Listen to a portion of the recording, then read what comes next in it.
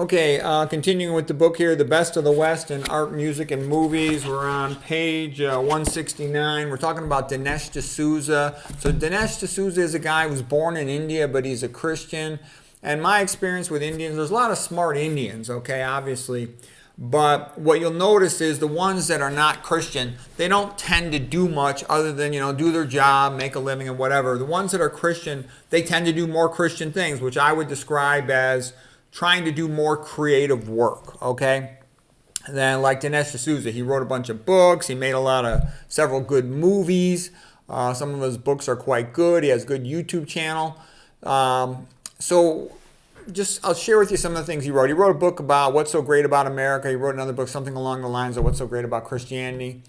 And I call him a historian because he knows a lot of historical stuff and he writes about it. He was an advisor to Ronald Reagan. Ronald Reagan, by the way, was a great president.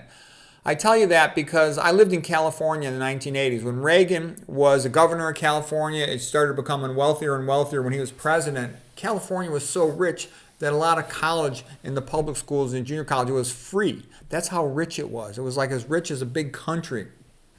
Nowadays, once the other side of the scene is taken over, they turn California into third world crap hole. Okay, that's what they always do to everything. And, I remember all the old guys, my dad and all his friends, they loved Ronald Reagan. Ronald Reagan made them rich. Doctors made 3-4 times as much relative to the cost of living back in the 1980s that they make now. I can remember, too, when I was growing up, the only friend of mine who the mother had to work was a lady who was divorced. All my other friends, their parents were married, and the women didn't work. They stayed home. My mom didn't work. After she had her first kid, she didn't work. So what I'm trying to say is America used to be much more wealthy, and all this stuff about, a privilege to work. It's not a privilege for women to work. It's a burden. They might like it when they're in their 20s, see their friends at work and stuff, but they start having kids. They want to be home with their kids. Any woman with kids will tell you that was the happiness of her life, not her job. You work because you're poor. You need the money, okay? There's very few people who are actually pursuing their destiny in their job.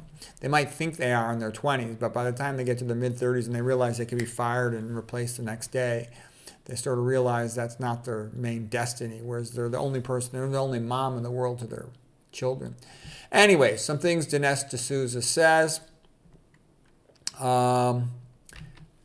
He actually did grow up a lot in India. It's What's So Great About Christianity was the book. So what's so great about America? What's so great about Christianity? He says, so here he goes. This is Dinesh D'Souza quotes. He says, America is the greatest, freest, and most decent society in existence.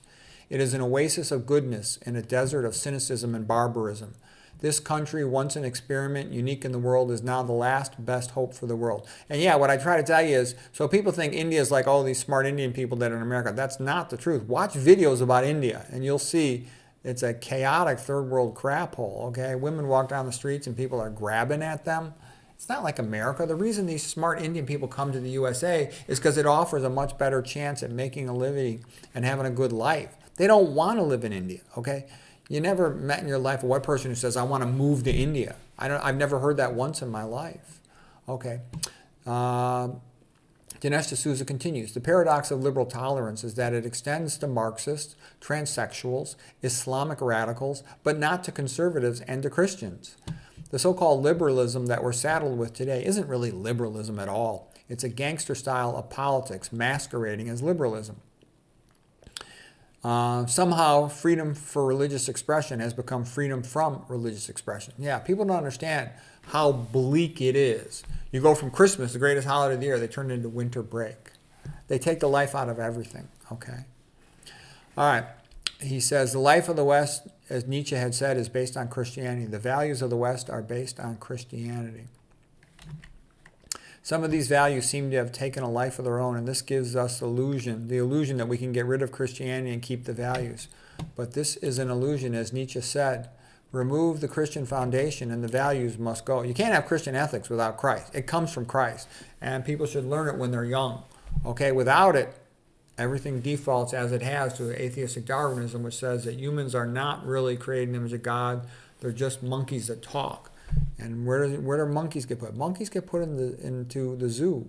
And so the ruler will put them like into slavery. That's what's coming. And the modern Christian, they've become such a bunch of feminized wussies. It's not even funny. Like I said, some other ethnic group writes a book All these co-ethnics write reviews from them at Amazon, support them. I've written all these great books about Christianity, about Western civilization. This book has 0 reviews at Amazon, none. It's embarrassing. But it also shows what a bunch of wimpy wussies modern Christians are. You know, they keep hiding in their corner being wussies. They don't speak up for their culture, their civilization, and that's why they're going extinct. That's why they're being what comes next, sided, because they've turned into a bunch of feminized pussies. Gynocracy can't defend anything. Gynocracy cannot maintain a culture, okay? Women like to talk a lot, but they never defend anything, okay? All through history, I've read tons and tons of history. Never once did the women stand up and defend the country. No, they just were sold into slavery, or just, RAPED, the younger ones, and then bumped off, okay? That's what always happened. So that's why I think intentionally all these estrogenic chemicals were put into the water and put into the food, sprayed in the air to feminize the men, so they'll be happy to just let their country be destroyed. And that's what's happened. It's actually been a successful plan. So the billionaire perverts have been able to progressively collapse the West. They've studied how to do it. They studied how to do it, for a long time now.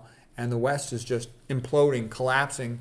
And the men and the people of the West are such a bunch of, they've had their IQs all lowered by the fluoride in the water, the aluminum in the water, the public school system to make them, retarded and turn against their parents, their religion and stuff.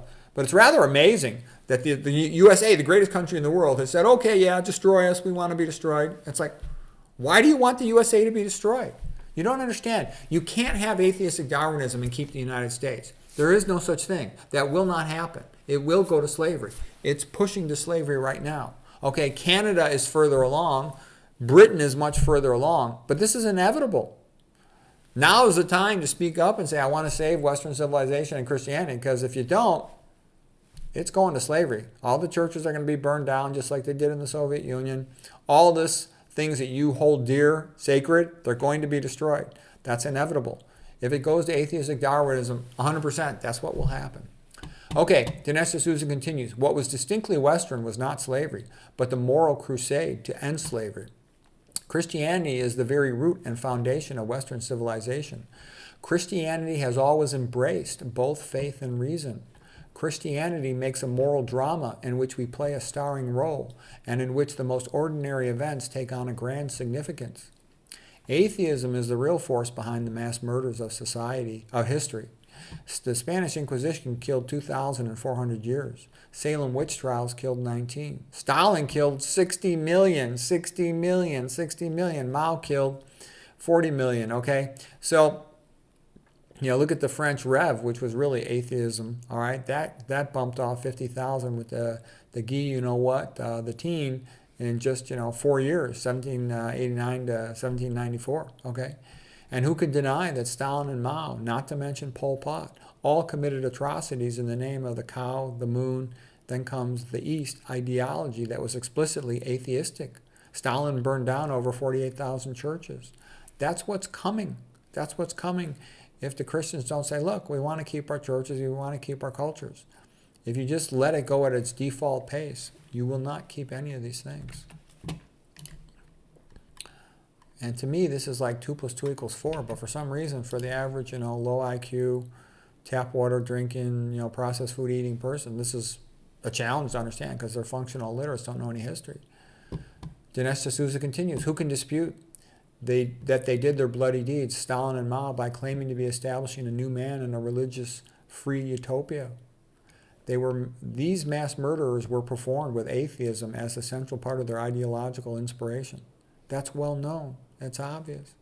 They were not mass murders done by people who simply happen to be atheists. Yeah, Stalin had said, we are based on science, and religion is against science, therefore we must get rid of religion. That's what Stalin said, okay? Nikita Khrushchev said, we have no use for the doctrine of Jesus Christ, who said, turn the other cheek. If anybody slaps us, we will, kick their head off. That's atheism, okay? That's how it speaks. Okay, here's another Indian historian guy, Vishal Mangalwadi from India, Christian. He's a Christian, and he wrote a great book called The Book That Made Your World. It's an excellent book. I did a video about it before, and what he basically said is, yes, the business corporations like the East Indies corporations came to exploit the people of India, but the Christian missionaries came to help them, and, translated the Bible into English and did all kinds of other good things. And he says that led to much more ethical foundation. He said that India itself is totally corrupt, and I've heard that from a lot of people. There's just payoffs and bribery from top to bottom, and it doesn't really run well. And what he's saying is the Christians make the good things well. He was always getting in trouble for helping people and for telling the truth, this guy. All right, so that's Vishal Mangalwadi. It's a great book. You can check my other video about him if you want. I'm making the point, though, most of the real creative work that's coming out of India is coming from the Indians that are Christian. Okay, Bill O'Reilly. He's written a couple of best-selling books. His history books are very entertaining, and they're good. They're not as deep as some pure historian, but they're very entertaining. They're a pleasure to get through. I've read a bunch of them. They're bestsellers. They're very enjoyable. There's typically an audiobook version of most of them. Okay, here's one about the Patriots, about the Founding Fathers by Bill O'Reilly. Here's one, that's also sort of the struggle for the American independence, kind of a similar topic there. There's the one about Patton, and I read a couple other ones. They're pretty good, okay?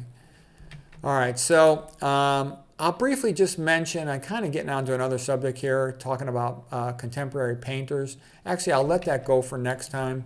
Anyways, I hope you found this helpful.